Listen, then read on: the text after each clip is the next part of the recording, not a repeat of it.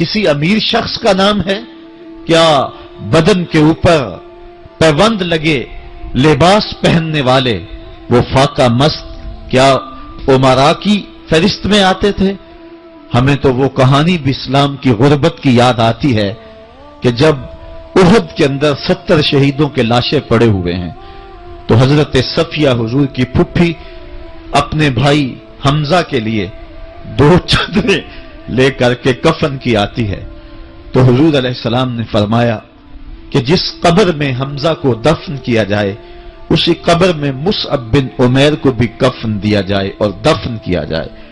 और कहा मेरे चचा के लिए उसकी जो बहन मेरी फुप्पो जो 2 चादरें ले आई है, कहा 1 चादर हम मुसअब बिन उमैर को देंगे। ये मुसअब बिन उमैर कौन है? तारीख पढ़ो, कितनी दिल आवेज तारीख है। मक्के में एक अमीर तरीन खातून है जिसके बेटे का नाम मुसअब है और वो अपने बेटे को इतना खूबसूरत लिबास पहनाती है और इतने खूबसूरत खुशबू और अतर उसको लगाती है कि मुसअब बिन उमैर जिन गलियों से गुजरते थे देर तक वो गलियां महकती रहती थी। लोग कहते थे यहां से मुसअब गुजर के गया होगा इसलिए ये गलियां महक रही हैं। अच्छा, फिर मुसअब पे नजर पड़ती है मेरे मोहम्मद अरबी की तो मुसअब बिन उमैर हुजूर की जुल्फों का असीर हो जाता है। मां काफिरा है, जब पता चलता है तो उसका लिबास भी छीन लेती है, सहूलतें और आसूदगियां भी वापस ले लेती है। फिर वो वक्त भी आया कि मुसअब बिन उमैर हबशा की जानिब हिजरत कर जाते हैं। मक्के के हालात कुछ थोड़े से खुशगवार नजर आए तो वो हबशा से वापस मक्के जब पलटे तो उनके बदन पे जो चादर थी वो जगह जगह से फटी हुई थी। मेरे आका करीम अलैहिस्सलाम ने देखा तो हुजूर की आंखों में आंसू टपकने लगे। कहा ये वही मुसअब है जो इतना खुशपोश नौजवान था कि मैंने पूरे मक्के में इससे खूबसूरत लिबास पहनने वाला कोई दूसरा शख्स नहीं देखा और आज मेरे मुसअब को पहनने के लिए जो चादर मुयस्सर है वो भी जगह जगह से फटी हुई है। ये इस्लाम की गुर्बत की कहानी है और आज उहद में यही मुसअब बिन उमैर शहीद हो जाते हैं और उनके लिए कफन भी दस्तयाब नहीं है। हुजूर ने कहा जो मेरे चचा के लिए 2 चादरें लाई हैं उनमें से एक का कफन मुसअब को दे दो ना और दूसरी चादर से कफन मेरे चचा को दे दिया जाए। अच्छा, हजरत मुसअब के लिए बड़ी चादर रख दी गई और हजरत अमीर हमजा के लिए जो चादर थी वो छोटी थी। अगर सर ढांपते थे तो पांव नंगे हो जाते, अगर पांव ढांपते थे तो सर नंगा हो जाता। हुजूर ने फरमाया मेरे चचा का सर ढांप दो और पांव के ऊपर इज़खर नामी घास डाल दो। मैं ये इस्लाम की गुर्बत की कहानी तुम्हें सुना रहा हूं।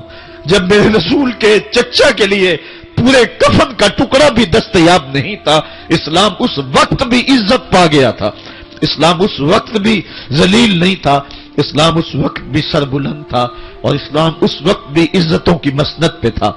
ये इस्लाम का वो दौर है कि जब हुजूर मस्जिद नबवी से बाहर निकलते हैं तो आगे हजरत उमर व अबू बकर रज़ी अल्लाह ताला अन्हुमा खड़े हैं।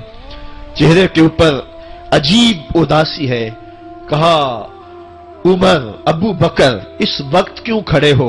अर्ज की हुजूर भूख ने घर में टिकने नहीं दिया। हमने चाहा हुजूर का चेहरा देख लें तो कुछ प्यास बुझ जाए, कुछ भूख मिट जाए। हुजूर ने फरमाया मेरा हाल भी यही है।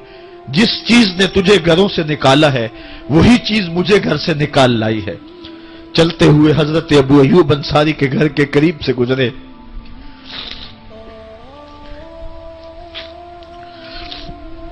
हुजूर की खुशबू पाके वो बाहर आ गए। अर्ज की बंदा नवाज, आज मेरे मेहमान नहीं बनते? हुजूर ने कहा तुम्हारी मर्जी। घर ले गए, चटाई बिछाई, हुजूर को बिठाया, घर वालों को बकरी का बच्चा ज़बह करके दिया। कहा जल्दी जल्दी खाना तैयार करो, मेरे आका को भूख लगी होगी।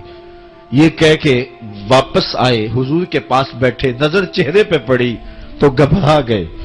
नकाहत के आसार इतने वाजे थे कि समझ आ रही थी कितने दिनों से हुजूर ने कुछ नहीं खाया।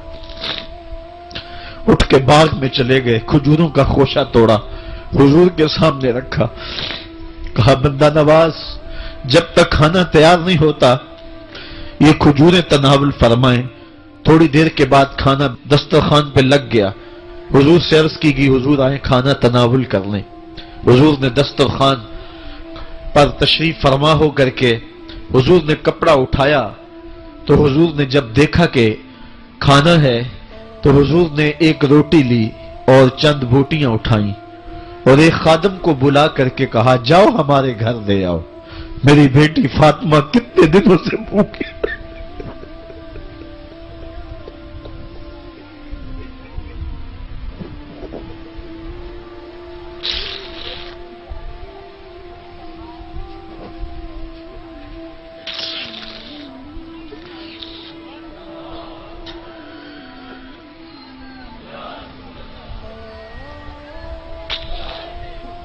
کہا جاؤ ہمارے گھر لے آؤ، میری فاطمہ کتنے دنوں سے بھوکی بیٹھی ہوئی ہے. مال کے کونین ہیں گو پاس کچھ رکھتے نہیں، دو جہاں کی نعمتیں ہیں ان کے خالی ہاتھ میں.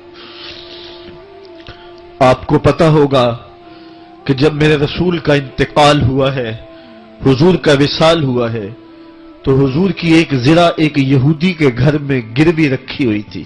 حضور نے زرہ رکھ کر کے اس سے قرض لیا ہوا تھا. یہ اسلام کی غربت کی کہانی ہے اور پھر اللہ نے اسلام کو امارت کے رنگ بھی دیے. آؤ تمہیں کہانی سناؤں. حضرت عدی بن حاتم روایت کرتے ہیں، صحیح بخاری میں روایت ہے. یہ حاتم تائی کے بیٹے ہیں. کہتے ہیں میں حضور کی خدمت میں حاضر ہوا، ایک شخص آیا کہنے لگا حضور غربت نے میرا برا حال کر دیا ہے، اور اس نے شکایت کی غربت کی، پسماندگی کی اور اپنی معاشی بدحالی کی. پھر ایک شخص آیا کہنے لگا حضور میرے پاس دولت تو ہے لیکن میں نے جس منزل پہ جانا ہے راستہ پر خطر ہے، تو میرے لیے کیا حکم ہے کہ میں کیسے راستہ طے کروں. تو یہ دو لوگوں نے یہ باتیں کی تو حضرت عدی کہتے ہیں کہ حضور نے روئے سخن میری جانب موڑا اور میری جانب مخاطب ہو کے کہا عدی تو نے ہیرا دیکھا ہے؟ عدی کہتے ہیں میں نے عرض کی حضور دیکھا نہیں سنا ہے. ہیرا یہ شہر ہے عراق کا. تو حضور نے فرمایا عدی تو نے ہیرا دیکھا ہے؟ میں نے کہا نہیں حضور دیکھا نہیں، اس کا تذکرہ سنا ہے. فرمایا عدی اگر اللہ تجھے زندگی کی مہلت دے تو ہیرا سے ایک خاتون چلے گی، تو اپنی آنکھوں سے دیکھے گا اور مکے تک پہنچے گی اور اللہ کے گھر کعبہ کا طواف کرے گی اور اس کو ہیرا سے لے کر کے مکے تک اللہ کے علاوہ کسی کا ڈر نہیں ہوگا.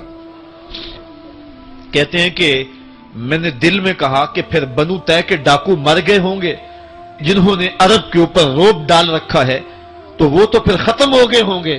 کہتے ہیں میں بھی سوچ ہی رہا تھا کہ حضور نے مزید میری حیرت میں اضافہ کرتے ہوئے کہا عدی اگر تجھے اللہ نے زندگی کی مہلت دی تو دیکھے گا کہ کسرا کے خزانے تیری جھولی میں ہوں گے.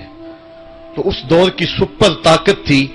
میں نے کہا حضور کسرا بن ہرمز؟ حضور نے فرمایا ہاں کسرا بن ہرمز. کہتے ہیں کہ حضور نے پھر فرمایا عدی اگر تو زندگی پائی تو وہ دن بھی دیکھے گا کہ ایک شخص زکوٰۃ کی رقم لے کر کے، زکوٰۃ کی چاندی لے کر کے، زکوٰۃ کا سونا لے کر کے نکلے گا اور اس کو کوئی زکوٰۃ کا مستحق ہی نہیں ملے گا. حضرت عدی بن حاتم کہتے ہیں کہ پھر میں نے وہ منظر اپنی آنکھوں سے دیکھا کہ ہیرا سے خاتون چلی اور مکے تک پہنچی اور امن ایسا تھا کہ اس کو اللہ کے علاوہ کسی کا ڈر نہیں تھا. پھر وہ لمحے بھی میں نے دیکھے کہ کسرا بن ہرمز کے خزانے مسجد نبوی کے باہر پڑے ہوئے ہیں. تو کہتے ہیں تیسری چیز میں دیکھ نہ سکا اور میں نے لوگوں کو کہا کہ یہ میں تو نہیں دیکھ سکا، میری شاید زندگی وفا نہ کرے، اور اگر تمہاری زندگی وفا کرے تو تم دیکھنا میرے آقا نے جو فرمایا تھا 2 باتیں تو پوری ہو گئی ہیں اور تیسری بات تم